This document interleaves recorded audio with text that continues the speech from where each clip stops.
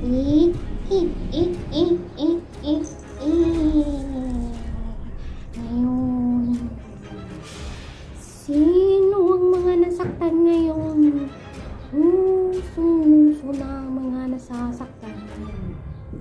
Isa-isahin natin kung paano natin maiiwasan ang mga lalaking paasa at mga pakal. Mag-intro tayo.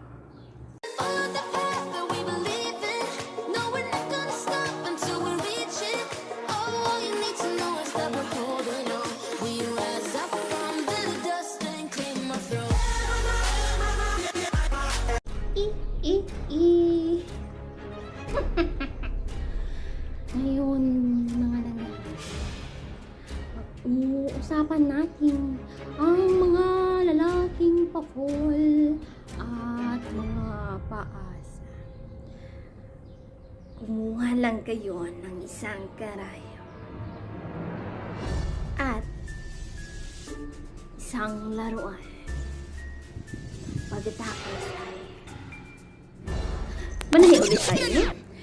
Tahiin muna ulit natin itong mga ng anak ko. Alam nyo, yung alaga ko pala. Manahin muna pala tayo habang habang nagkukwentuhan tayo tungkol sa mga lalaking pakol at saka mga paasa. Magtatahi ako. Okay? So ngayon mga langga, flex ko lang po pala yung malaki kong karayom. Ang laki sobra. Ang tigas pa, ang laki ng karayom ko, di ba? Ang taas ng karayom ko, walang katulad. What's up mga langga? Ito na naman po ang inyong katulong sa umaga vloggers sa gabi. Ngayon po ay pag-uusapan natin ang tungkol sa mga laking pakol o mga paasa. Kung ano ba yung mga bagay, bibigyan ko kayo ng tips para maiwasan natin mapol sa mga lalaking iyon. Bago yun mga langga, ay magpapasalamat po muna ako sa gumawa sa akin ng intro sa aking vlogs. Dito po si Mobile TV PH. Ilalagay ko po sa description below yung YouTube channel niya kung gusto niyo pong magpagawa ng intro ng inyong vlogs at saka outro po. Pagkatapos yan po ng video na ginawa niyo yung vlogs niyo po. Yun po yung tinatawag na outro. So, ilalagay ko po yung sa baba yung description ng YouTube channel niya. Pagkatapos mga langga, please huwag po kalimutang mag-like at saka mag-subscribe din po sa YouTube channel niya.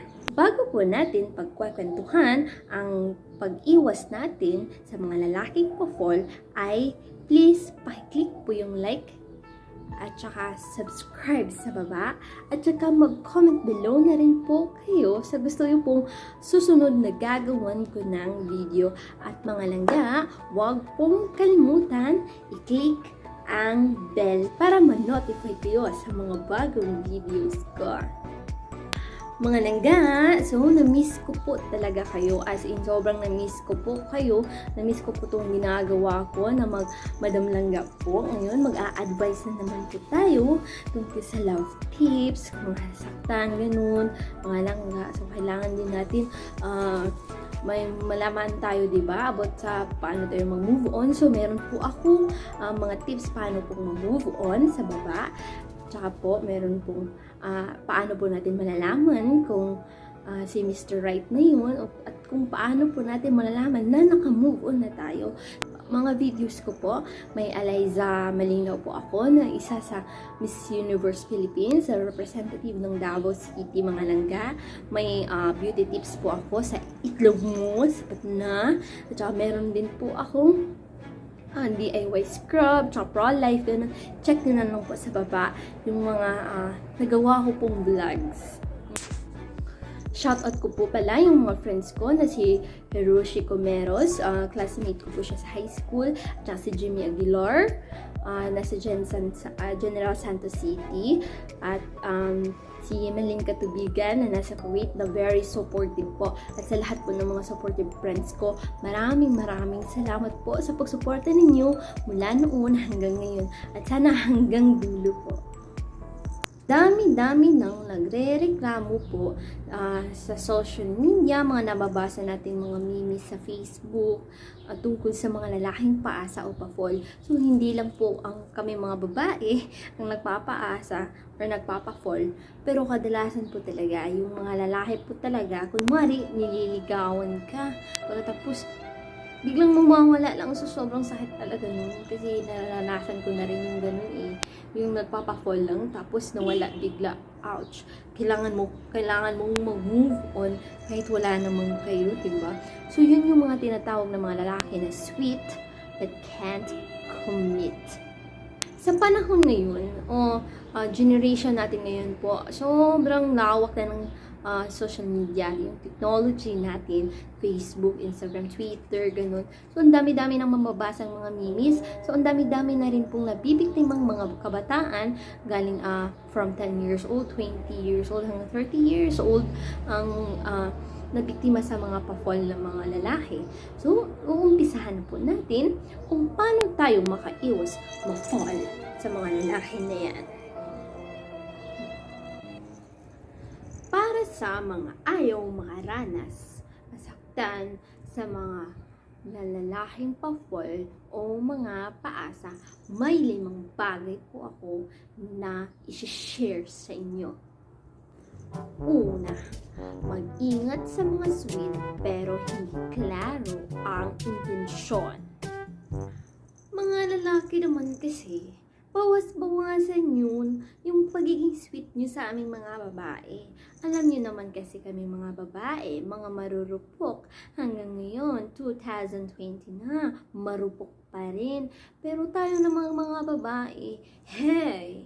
2020 na girl, 2020 na langga. Gumising na tayo sa katotohanan na bawas-bawasan na natin yung pagiging marupok natin. Kahit 1% lang. Pero po, hindi ko po nilalahat yung mga lalaki po ha, na lahat ng mga lalaki ay mga pa-fall.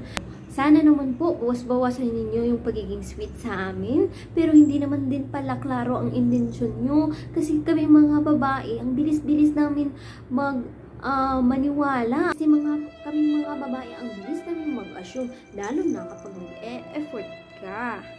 Kaya sana naman mga lalaki, please naman, para mabawasan yung mga mabibiktima, please naman po i-clarify ninyo yung intention nyo kung hanggang friendship lang yung gusto ninyo.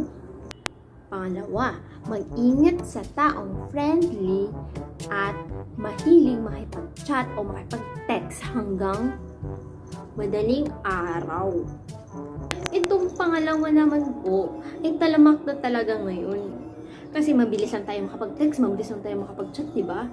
So, ang mga babae naman, syempre, mabilis talagang mag-assume lalong-lalo na kapag itong mga lalaki, ginagawang libangan yung pag-chat at pag-text sa madaling araw or hanggang madaling araw. Kasi, minsan din naman, yung mga lalaki, hindi lahat ha, yung mga lalaki, nag-away lang sila ng girlfriend niya, nakipag-chat na kaagad sa iba. At hanggang sa dalas ng pagchat, ayun, na-fall na. Yung napag-uusapan nyo na tungkol sa anong hobby niya, anong mga gusto niya, ganun. Napag-uusapan nyo na lahat ng buhay ninyong dalawa. So, ayun, may isang nag-a-assume kung hindi si babae, si lalaki. Pero, ay, naku talaga mga langga, please clarify your intention. Parang walang masaktan.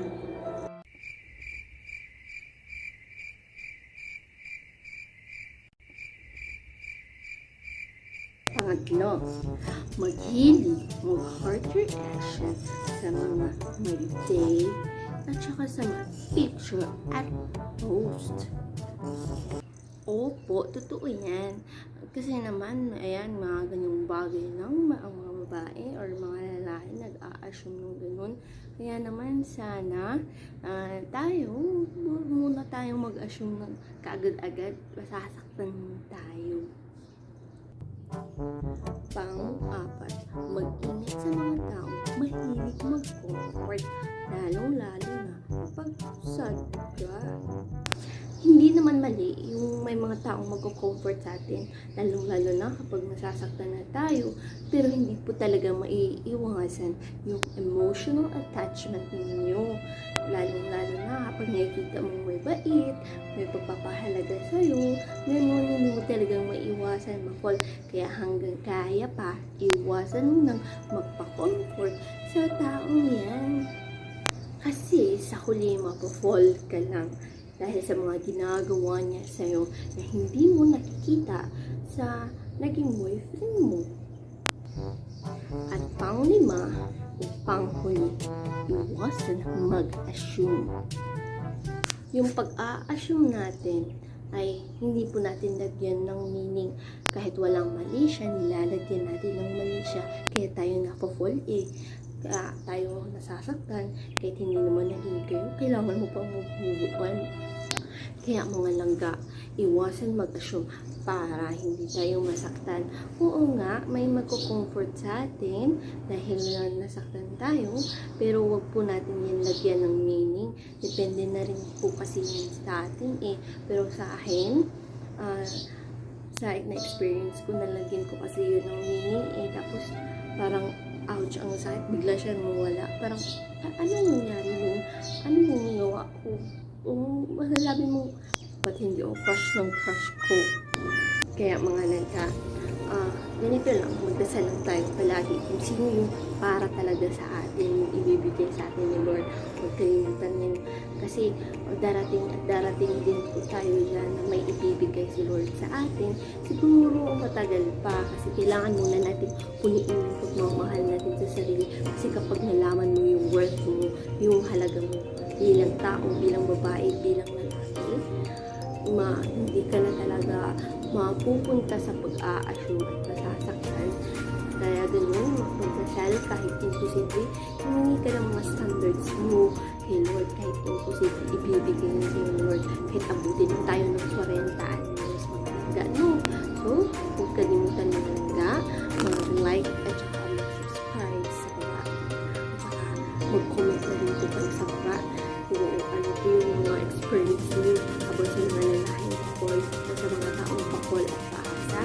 So, mga langga, until on the next video, huwag kalimutan mag-like, share, at subscribe, and please click the notification bell para ma-update kayo sa mga bagong videos ko. And bye-bye, langga!